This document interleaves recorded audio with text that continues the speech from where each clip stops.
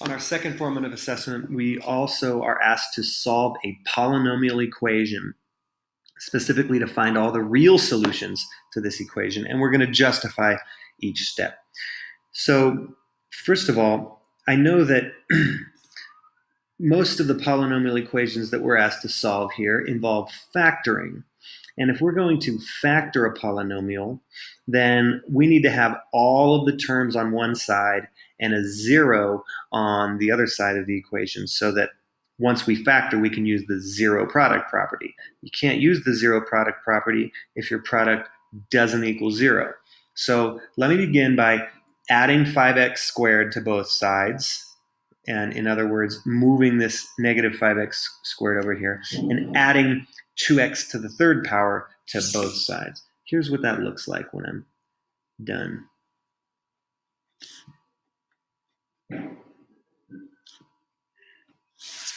And the justification for this is the properties of equality. Specifically, the additive property of equality. I can add the same expression or the same term to both sides of this equation, and my equation is still true. I can still say that whatever's on the left-hand side equals the right-hand side. Some people are writing things like set equal to 0. Okay, I'm not setting anything equal to 0. I'm using the properties of equality to get all the terms on one side, leaving 0 on the other side. All right, so now I can try grouping these terms because I have a cubic, a third-degree polynomial, and really one of my only strategies for factoring such a polynomial is by grouping. Some people are guessing and checking using division, which is okay, but you might just try grouping if you haven't yet and try to figure out how that works. It's usually if grouping is possible, then I could group any two terms together. I'm just going to choose to group these two together and then these two together. And I'm going to do that by rewriting my equation. And out of the second two terms, I'm going to factor a negative sign. And what I've done here is I've grouped my terms and I've factored a negative sign, out of the second group.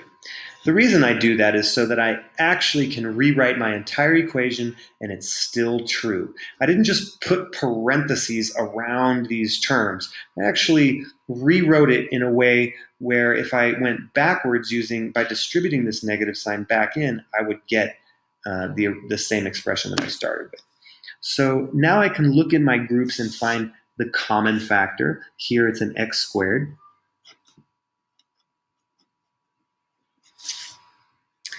And here the only common factor I have is a 2.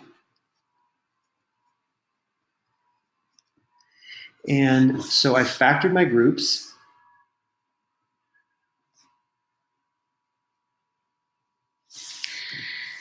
And what I notice, and what I'm happy to notice, is that 2x plus 5 appears in each of my factored groups, which means I can factor that common factor out.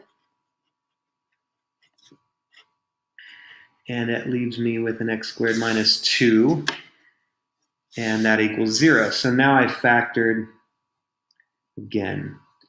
And that's what I did. I factored. So I can use factoring as my justification for multiple steps.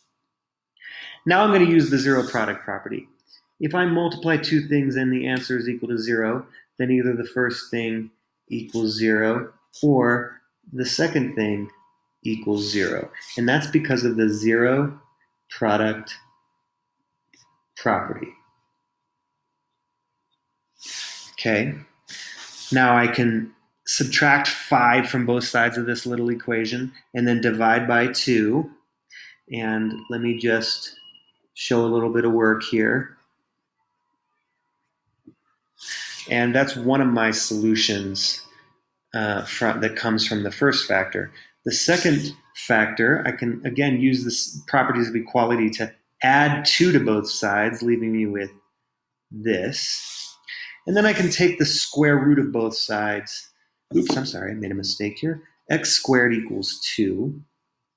So if I take the square root of both sides of this, I get x equals plus or minus the square root of 2. And that gives me 2 additional solutions. I can leave my solution in radical form. That's perfectly reasonable solution, square root of 2 and negative square root of 2.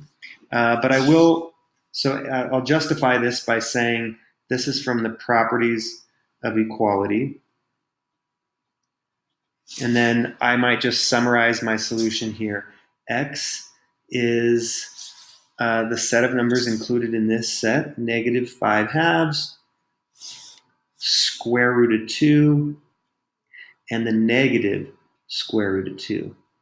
And that's my solution. Please notice that is not the square root of negative 2. That is the negative square root of 2. There is a difference, of course. And what we want is that negative square root of 2. And those are my 3 solutions to this problem.